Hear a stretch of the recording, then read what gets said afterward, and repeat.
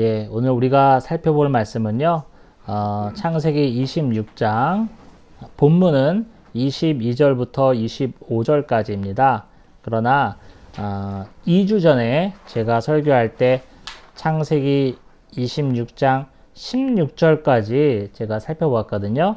그래서 17절 이하 마지막 절까지 전체를 아울러서 제가 설교하겠습니다. 본문은 22절부터 25절까지인데요. 우리 주보 옆면에 있죠? 우리 한 절씩 나눠서 읽겠습니다. 제가 먼저 읽겠습니다. 이삭이 거기서 옮겨 다른 우물을 팠더니 그들이 다투지 아니하였으므로 그 이름을 르호봇이라 하여 이르되 이제는 여호와께서 우리를 위하여 넓게 하셨으니 이 땅에서 우리가 번성하리로다 하였더라. 이삭이 거기서부터 브엘세바로 올라갔더니 그 밤에 여호와께서 그에게 나타나 이르시되 나는 네 아버지 아브라함의 하나님이니 두려워하지 말라. 내 종 아브라함을 위하여 내가 너와 함께 있어 네게 복을 주어 네 자손이 번성하게 하리라 하신지라. 이삭이 그곳에 제단을 쌓고 여호와의 이름을 부르며 거기 장막을 쳤더니 이삭의 종들이 거기서 우물을 팠더라. 아멘. 네, 우리 지지난주 우리 박근 목사님이 2번 설교하셨죠? 예, 설교 감사하게 잘 들었고요. 그러면 3주 전 이야기를 제가 거슬러서 우리가 되새겨 봐야 되는데 26장 전반전에는 어떤 일이 있었습니까? 기근을 피해서 이삭이 애굽으로 내려가려고 했었는데 차마 애굽까지는 가지 못하고 그랄 땅에 머물렀죠. 그랄 땅에 머물렀는데 거기서 부전자전이라고 자기 아버지가 저질렀던 과오를 똑같이 저지르죠. 아내를 누이라고 속이는 사건이 그 땅 가운데서 일어납니다.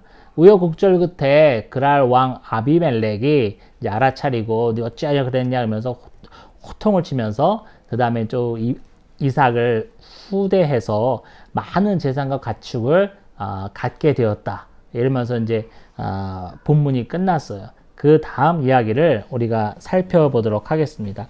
오늘 본문은 지난번에도 16절까지 했었는데 16절을 한번 같이 더 살펴보면서 이야기를 나눠볼게요. 16절에 보니까 이렇게 됐어요. 이삭이 큰 부자가 됐어요. 부자가 돼가지고 아비멜렉, 그 16절에 아비멜렉이 나오죠. 아비멜렉은 이제 그랄 땅 블레셋 왕이죠. 아비멜렉이 말한 거예요. 이삭에게 뭐라고 말합니까?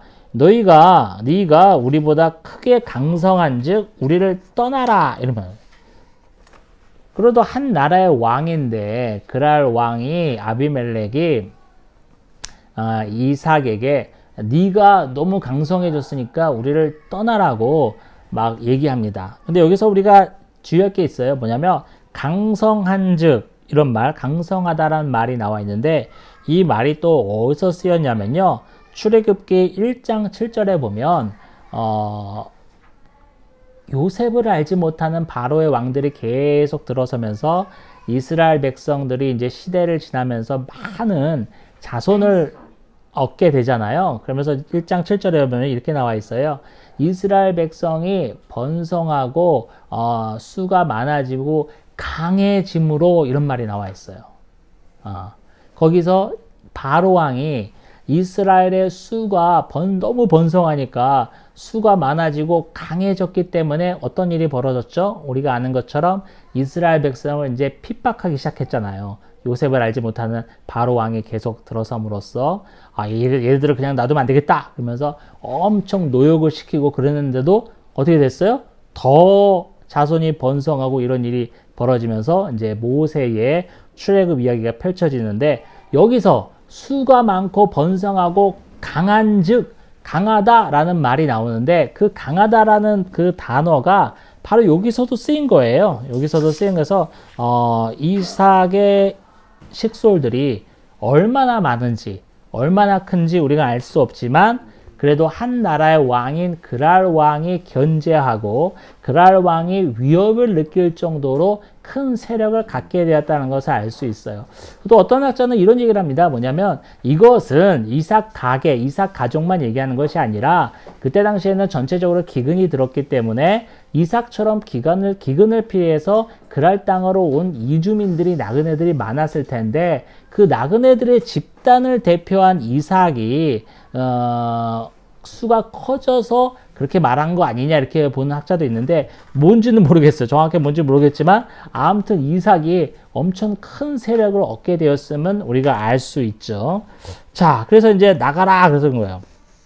그리고 이제 어떤 일이 벌쳐지냐면 여러분 그 18절부터 21절까지는요. 이삭의 종들이 우물을 파는 얘기가 나오는데 우물은요, 고대 근동에 있어서는 아주 중요한 자산이에요. 생명과도 같습니다. 왜냐면, 우리가 박근 목사님들 성지순례 갔다 오셨지만, 거기는 전 못 갔어요. 전데 많은 자료를 보면은, 그냥 모래랑 흙밖에 없는 거예요. 메마른 땅이에요. 풀도 없어, 나무도 없고. 그런 땅이 황량을 펼쳐 있는 고대 근동 지역에는 물이 중요합니다. 물이 없으면 사람이 살 수 없고, 물이 없으면 가축을 기를 수 없으며, 물이 없으면 당연히 농사를 지을 수 없겠죠. 거기는 비가 오는 지역이 아니니까. 그렇기 때문에 우물을 파는 게 정말 중요한데 이삭의 종들이 우물을 팔 때마다 그랄 주민들이 시비를 걸어요. 아, 이거 원래 우리 건데 왜 네가 팠냐 이러면 이런 식으로 그 이삭이 아, 이거 우리 아버지 아브람 때부터 있었던 건데 왜 그러냐 그러면서 시비를 걸면서 결국에는 그 우물을 그들에게 그냥 줍니다. 여러분, 여기서 알 게 있어요. 뭐냐면 그 고대 근동 그 수천 년 전 얘기로 내려가면 우물을 판다는 것은 엄청난 힘든 일이에요. 일생에 한 번 팔까 말까 한 게 우물 파는 거예요. 왜냐하면 그 땅은 아주 건조한 사막 기후잖아요. 우리나라처럼 곳곳에 강이나 천이 흐르는 지역이 아니란 말이에요. 우물을 팔려면 어떻게 해야 되죠? 물이 지하에 흐르는지 안 흐르는지를 알 수 있어야 돼요. 요새 미우새에 보면은 그 탤런트 누가 나와서 이렇게 수맥을 찾잖아요. 그 옷걸이 휘어가지고 철사 휘어서요. 수맥을 찾아야 되는 거예요. 이 땅 속에 물이 있는지 아닌지 알아야 땅을 팔 거 아니에요. 그냥 무조건 팔 수는 없잖아요. 그때 고대 시대에 수맥을 어떻게 알아냈을까? 그것도 우리처럼 땅을 파기만 하면 지하수가 뿜어 나오는 지역이 아니고 강과 천이 없는 지역인데 어떻게 수맥이 있는지 알아냈을까? 그때 지금처럼 현대적 장비가 있는 것도 아닌데 말이에요. 그리고 100번 양보해서 찾았다 칩시다. 그건요, 또 파는 게 보통 일이 아니에요. 여러분. 우리는 물이 흔하니까, 그 지천에 강과 천이 흐르잖아요. 그러니까 조금만 파면 지하수가 나와요. 그래서 각 집마다 우물이 있고 물이 귀한 지역이라고 해도 한 마을 단위에는 분명히 공동의 우물이 있었어요. 저희 큰 집에도 우물이 있었어요. 그렇게 집 안에 우물이 있는 집이 있어요. 그만큼 땅만 파기만 하면 우물이 나온다는 거죠.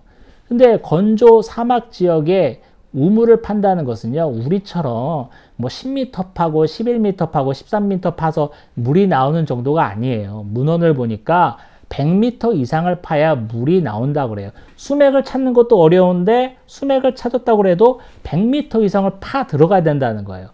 여러분, 고대 사회에서 무슨 장비가 있습니까? 굴삭기가 있습니까? 뭐가 있습니까? 이때는 여러분 지금 청동기 시대로 봐야 되나? 정확하게 아닌데 제가 보기엔 그래요. 철기 시대는 아닌 것 같은데 이때 당시에 청동기 시대 여러분 어떻게 땅을 파냔 말이야. 청동기는 굴이잖아요. 주석이잖아요. 땅을 파면 그 쇠는 휘어. 파면 팔수록 휜단 말이야. 팔 수가 없어요. 이런 상황에서 우물을 기껏 판다는 것은요, 엄청난 노동력과 자본이 있지 않으면 팔 수가 없어요.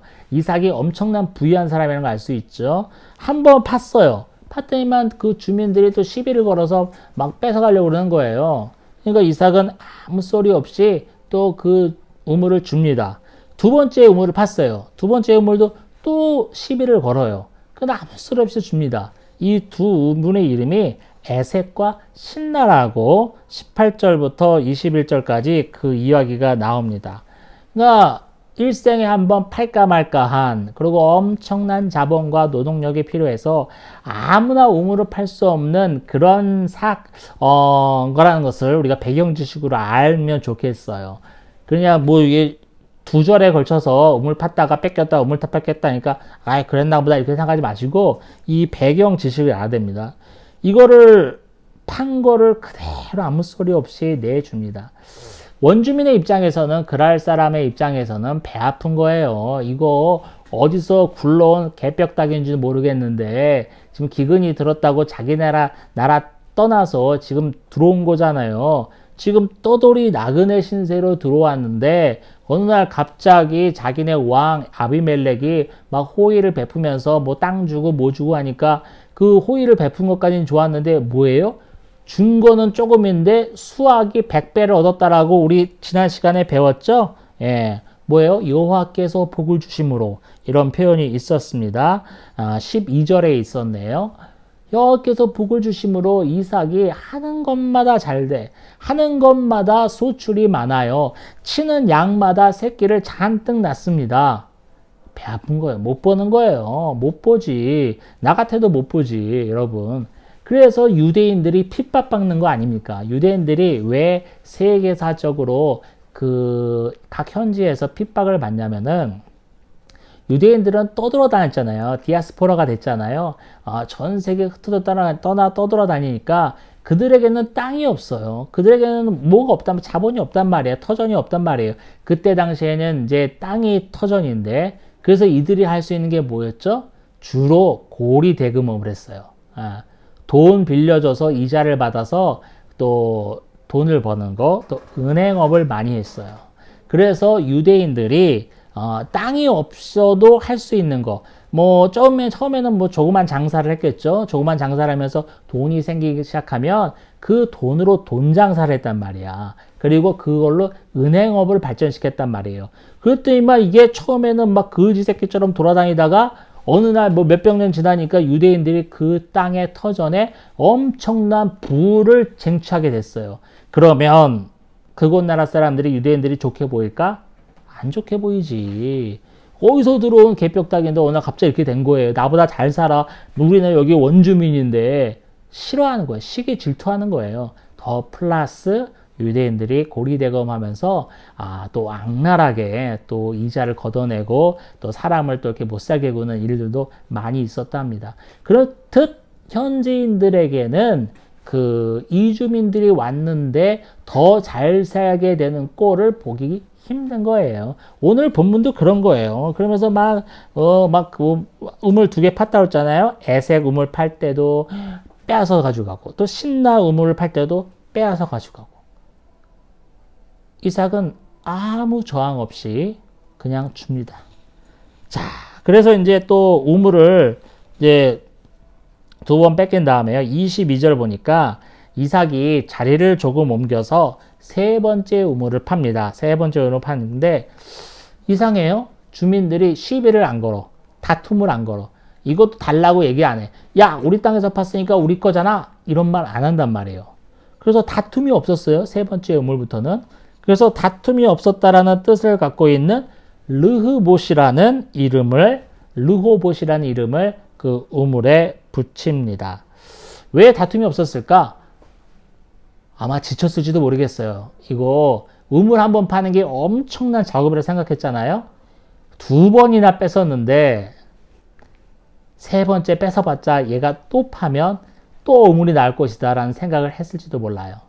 그리고 어차피 뺏어봤자 또 얘가 또 파는 곳마다 우물이 나올 거다. 정말 얘네가 떠드는 것처럼 여호와 하나님이 지켜주시는지 어쩐지는 모르겠지만 그 하나님이 지켜주는지 어쩌는지 정말 얘가 또 파는 곳마다 또 생길 것이다. 그러면 시비를 붙여봤자 의미가 없죠. 우물 파는 게 엄청난 일이기 때문에 2번이나 시비를 걸어서 빼앗았는데 가만히 생각해보니까 얘는 어디 간들 또 판들 또 나올 것 같아.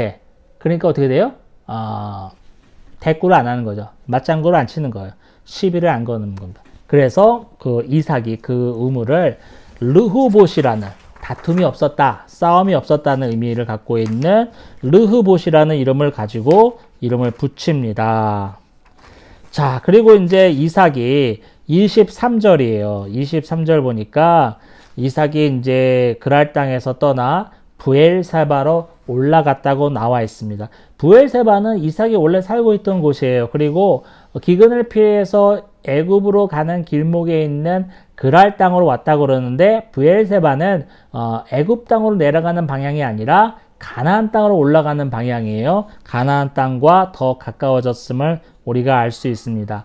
자, 브엘사바로 이제 들어갔어요. 들어갔는데 어느 날 밤 여호와께서 그에게 나타나십니다.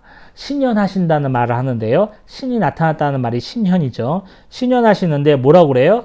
24절 내용이 되게 중요합니다.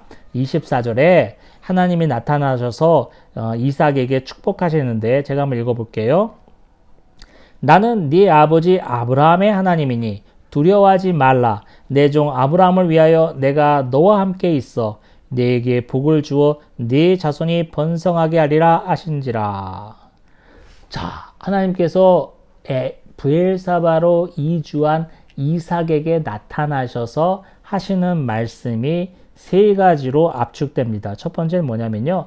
하나님 자신을 네 아버지 아브라함의 하나님이니 라고 소개합니다. 그러니까 이삭에게 갑자기 나타나셔서 밤에 나타나셔서 하나님이다 이런 게 아니라 네 아버지 아브라함의 하나님이다 라고 해요. 자, 그러면 이삭의 입장에서는 얼마나 친근하게 다가왔겠어요. 아버지의 하나님, 아버지 아브라함이 평생 그토록 섬겼던 하나님. 이삭은 그때까지 하나님을 만난 적이 없어요. 아브라함은 하나님을 만난 적이 있죠. 하나님께 직접 축복을 받은 것만 해도 우리가 살펴본 게 언뜻 기억나는 것만 해도 창세기 12장 15장 아주 굵직한 언약이 있었잖아요. 하나님을 만난 아브라함의 이야기를 이삭은 어렸을 때부터 들었어요. 자기는 직접 하나님을 보지는 못했어요. 아버지가 맨날 하나님이 나타나셔서 나에게 이렇게 말씀하셨다. 하나님이 나타나셔서 나에게 말씀하셨다. 노래를 불렀거든요. 그 아버지의 하나님이 오늘 나타난 거예요. 얼마나 친근했겠어요. 그리고 얼마나 하나님에 대한 신뢰가 확 생겼겠어요. 말로만 듣던 거를 눈으로 본다는 것은, 귀로 듣는다는 것은 하늘과 땅 차이입니다. 그래서 백문이 불여일견이라는 말도 있지 않습니까? 두 번째는 뭐냐면 하나님이 이삭에게 두려워하지 말라라고 합니다. 이삭은 두려웠어요. 사실. 하나님이 딱 알아채린 거지. 왜 두려웠을까? 지금 기근을 피해서 그랄 땅에 와서 살고 있지만 지금 그랄 왕 아비멜렉의 호의를 받아서 잘 살고 많은 부를 축적하게 됐지만 나그네인 거야. 떠돌인 거예요. 언제 어디서 원주민들의 핍박과 차별을 받을지 알지 못해요. 또 내쫓김을 받을지 알지 못해요. 만약에 원주민들이 그렇게 시기 질투해서 공격해 온다면 내가 그들과 전쟁을 벌이든 이겨내야 되는데 그렇게까지 할 자신이 없는 거예요. 왜? 이때 당시는 지금 이삭은 쌍둥이 자녀를 낳기 전이에요. 우리가 쌍둥이 자녀를 낳은 이야기를 하면서 갑자기 쌍둥이 낳기 전의 이야기로 돌아간다. 그래서 성경은 연대기 순으로 기록되지 않는 부분이 많다 제가 말씀드렸어요. 자식이 없어요. 이삭이 40의 장가를 들었는데 60까지 자손이 없었잖아요. 그 20년 사이에 일어난 일이야, 이 일이. 아브라함 설교할 때 제가 말씀드렸잖아요. 고대 사회에서는 자손이 노동력이고 군사력입니다. 다른 집들은 자손이 10명, 15명, 20명 되는데 왜? 처첩을 거느리는 사회니까. 자기는 한 명도 없어. 공격해오면 꼼짝없이 당할 수밖에 없는 거예요. 물론 내가 데리고 있는 식솔들이 있지만 식솔들을 어디까지 믿을 수 있을까? 내가 낳은 아들만큼 믿을 수 있을까? 그렇지. 그러니까 이삭은 두려운 거예요. 하나님은 그걸 아셨습니다. 두려워하지 말라. 두 번째 축복하시는 내용이에요. 세 번째는 뭐냐면요. 내가 너와 함께 있어 네게 복을 주어 네 자손이 번성하게 되리라. 많이 들어본 얘기예요. 무슨 얘기죠? 창세기 12장 15장에서 하나님께서 아브라함에게 축복하셨던 그 내용이 계속 연결됩니다. 뭐예요? 네게 복을 주겠고 네 자손이 번성하게 되리라는 똑같은 아버지가 받았던 축복의 메시지를 그대로 이어받습니다. 이것은 더 유추에 올라가면 어떤 메시지였죠? 아브라함 설교할 때 말씀드렸잖아요. 아브라함이 받았던 축복의 메시지는 노아가 받았던 축복의 메시지예요. 네 씨가 번성하게 되리라. 네 자손이 번성하게 되리라. 그 노아는 또 노아가 받았던 메시지는 또 어떤 메시지죠? 아담이 받았던 메시지예요. 그렇죠? 이 축복의 계열이 계속 이어짐을 알 수 있고 하나님은 약속의 씨를 약속하셨고 그 약속의 씨를 통해서 번성하게 되리라는 약속을 아담, 노아, 아브라함 또 오늘 이삭에 이어서 동일하게 축복의 메시지가 증거된다는 것을 우리가 알 수 있습니다. 그런데 중요한 게 있어요. 네 자손이 번성하게 되리라고 하나님께서 축복해 주시는데 그 이유가 뭐냐면 내 종 아브라함을 위하여 내가 너와 함께 있겠다라고 합니다. 나의 아버지 아브라함의 하나님이 나의 아버지 아브라함 때문에 나와 함께 계셔서 나에게 자손의 번성의 복을 주겠다고 약속하시는 거예요. 이삭은 아버지가 그토록 맨날 시간만 나면 노래 불렀던 그 하나님을 직접 눈앞에 목도하게 됩니다.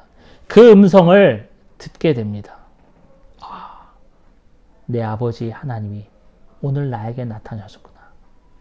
그 아버지 아브라함을 위하여 나를 지키시고 나와 함께 하시고 나에게 복을 주셔서 내 자손을 번성케 하시는구나. 그러기 때문에 하나님께서 처음 자신을 소개할 때 나는 네 아버지 아브라함의 하나님이다라고 소개했는지도 모르겠습니다. 자, 그리고 이삭은 25절 보니까 하나님을 만난 그곳에 제단을 쌓고 여호와의 이름을 부르며 거기서 장막을 칩니다. 제단을 쌓고 여호와의 이름을 부른다는 것은 예배했다는 의미죠. 이삭은 아브라함을 통해서 아버지를 통해서 제단을 쌓는 것, 자기가 제물이 될 뻔한 적도 있었잖아요. 아브라함이 무슨 때마다 제단을 쌓고 하나님을 예배하는 모습을 계속해서 보았습니다. 그것을 하나님을 만난 순간 그곳에서 예배하는 모습을 봅니다. 26절 보니까 또 어떤 일이 일어나냐면 이제 또 브엘사바에서 또 한참 잘 살고 있는데 갑자기 뜬금없이 아비멜렉 그 그랄 왕이 찾아와요. 이삭을 찾아오는데 누구를 찾아오냐면 아비멜렉 왕 친구 아우삭을 데리고 오고 또 군대 장관 비고를 데리고 브엘사바까지 이삭을 찾아오는 거예요. 찾아오는 내용은 뭐냐면 협상을 하자는 겁니다. 우리가 평화 협조를 맺자, 화친을 맺자라고 합니다. 그 내용이 이제 28절부터 나오는데 하나님이 너와 함께 계심을 내가 계속 보아왔다. 그러니 우리를 해하지 않겠다라는 약조를 해라 라고 합니다. 그랄 왕 아비멜렉이 엄청 지금 두려워하고 있음을 알 수 있어요. 그렇죠? 제가 첫머리 나왔잖아요. 뭐라고요? 네가 우리보다 크게 강성한즉 우리를 떠나라. 그 강성한즉은 창세기 1장에서 바로가 이스라엘 백성의 숫자가 늘어나고 번성할 봄으로 그들이 강해짐을 봄으로 두려워서 그들에게 노역을 부과했다라는 출애굽기 1장 7절과 같은 단어라고 말씀드렸잖아요. 출애굽이 왜 일어나게 됩니까? 바로가 이스라엘 백성을 두려워했기 때문에 일어난 거예요. 그게 시초야. 이대로 놔두면 안 되겠다. 전세가 뒤집혀지겠다라는 걸 생각했기 때문에 엄청난 노역을 부과한 거잖아요. 노역을 부과했는데도 불구하고 또 사내를 낳는 것보다 죽여라라고 명령을 내는데도 불구하고 산파가 가기도 전에 아이가 태어나. 노역을 부과했는데도 불구하고 그 수가 점점 번성하고 크게 강성해져요. 그 강성하다. 그 말이 바로 오늘 16절에 나와 있는 네가 우리보다 크게 강성한즉 우리를 떠나라. 같은 단어가 쓰였습니다. 바로가 느꼈던 그 위협을 물론 숫자가 엄청 축소되었지만 아비멜렉 왕도 똑같이 느끼고 있음을 알 수 있어요. 그러니까 되게 두려운 거지. 되게 떨고 있는 거지. 그러니까 지금 비골까지 데리고 와서 군대 장관, 비골까지 또 아우사까지 데리고 와서 화친을 맺는 겁니다. 좋다. 이삭은 그렇게 하자고 합니다. 화친을 맺고 그 아침에 이제 31절 보니까 그 아침에 일어나서 이제 그들을 전송하게 됩니다. 자, 그 이야기가 나와 있는데 우리 34절, 35절이 참 생뚱맞아요, 여러분. 34절, 35절 보면 지금 그 이삭의 이야기가 나오면서 갑자기 또 시제가 또 현재 시제로 돌아왔어요. 장가 가서 쌍둥이를 낳았던 시제로 돌아와서 그 쌍둥이 중에 하나인 에서가 40세에 장가든 이야기가 나오는데 누구랑 장가드냐면 핵족속 유딧과 그 다음에 바스맛을 아내로 맞이했다라는 내용이 나와 있어요. 그 결혼의 이야기를 듣고 그들이 이삭과 리브가죠. 그들이 마음에 근심이 되었다라고 나와 있습니다.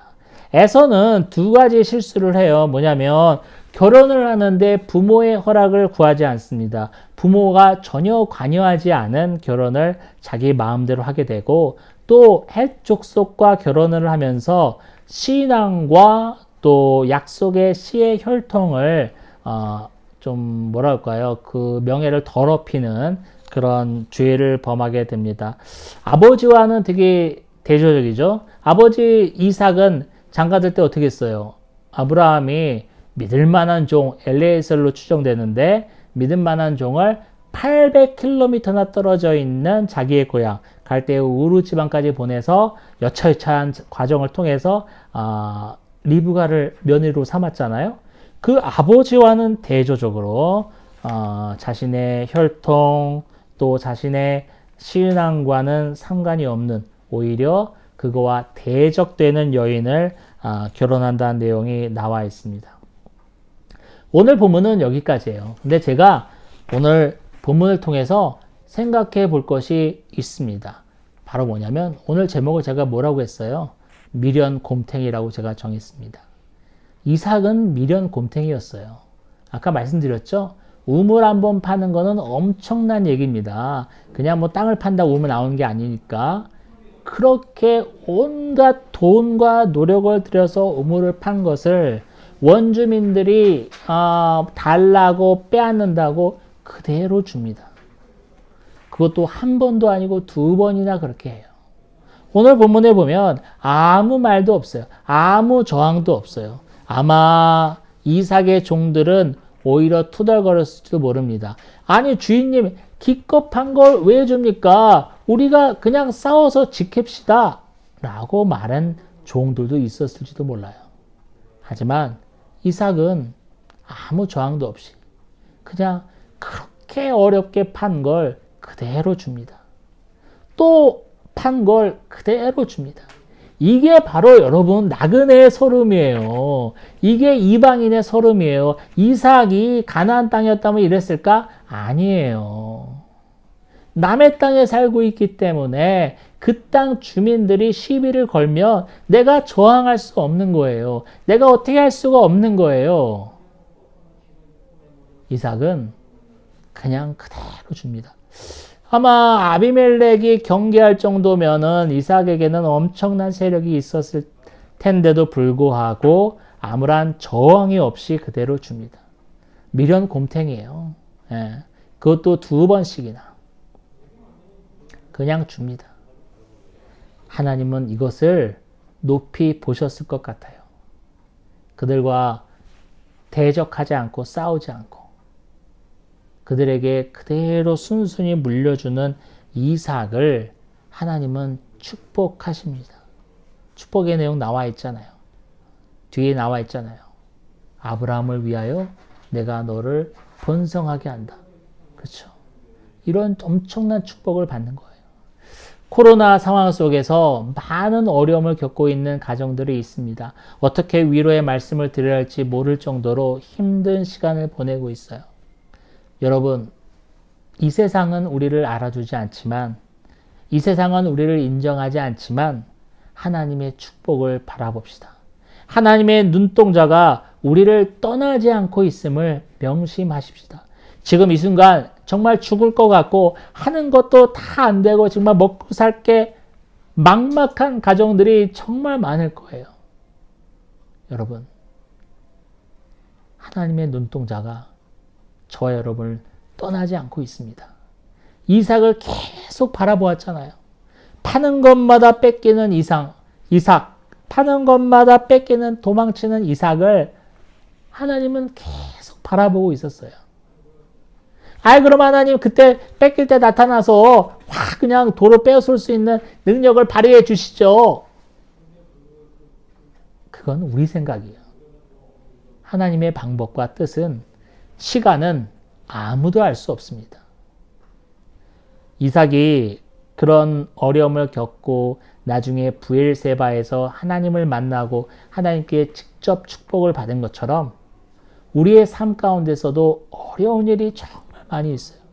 눈물 나고 통곡하는 일들이 정말 많이 있지만 그때는 하나님이 우리를 보고 계신 것 같지 않지만, 이 세상은 우리를 비난하고 조롱하고 욕하지만 하나님은 우리를 한시도 눈을 떼지 않고 바라보고 계십니다. 저와 여러분의 브엘세바는 어디입니까? 그 브엘세바에 이르르는 그날에 우리의 예배가 회복되고 하나님께 감사와 찬양과 영광을 돌리게 되는 그 브엘세바에서 하나님은 우리를 만나 주실 겁니다. 네가 그렇게 어려움을 겪고 있는 거 내가 다 봤다. 내가 다 들었다. 내 아들아, 내 딸아 하면서 우리를 안아주실 겁니다. 그 하나님을 바라보면서 이 힘든 시간을 이겨나가는 저와 여러분이 되기를 주님의 이름으로 축복합니다.